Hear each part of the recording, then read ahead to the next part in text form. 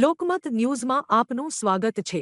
હોળી અને ધૂળેટી પર્વને લઈ વડોદરા શહેરના એસટી ડેપો પર મુસાફરોની ભારે ભીડ જોવા મળી રહી છે। શહેરમાં રોજગાર અને અભ્યાસ માટે આવેલા શ્રમિકો તથા વિદ્યાર્થીઓ તહેવાર ઉજવવા પોતાના વતન તરફ રવાના થઈ રહ્યા હોવાથી વહેલી સવારે જ બસ સ્ટેન્ડ પર લોકોની લાંબી લાઈનો જોવા મળી હતી। મુસાફરોની વધતી સંખ્યાને ધ્યાનમાં રાખીને ગુજરાત રાજ્ય માર્ગ પરિવહન નિગમે વિશેષ આયોજન કર્યું છે। વડોદરા ડેપો પરથી નિયમિત બસો ઉપરાંત એક્સ્ટ્રા બસો દોડાવવામાં આવશે। તહેવાર દરમિયાન કુલ 325 બસો વિવિધ રૂટ પર સેવા આપશે। ખાસ કરીને ગોધરા, દાહોદ, પંચમહાલ અને સૌરાષ્ટ્ર રૂટ પર સૌથી વધુ મુસાફરો નોંધાઈ રહ્યા છે। એસટી તંત્ર દ્વારા વધારાના ટિકિટ કાઉન્ટર સ્ટાફની નિમણૂક અને સુવ્યવસ્થિત વ્યવસ્થા ગોઠવવામાં આવી છે। પોલીસ તંત્ર પણ સુરક્ષા અને ભીડ નિયંત્રણ માટે તૈનાત રાખવામાં આવ્યું છે।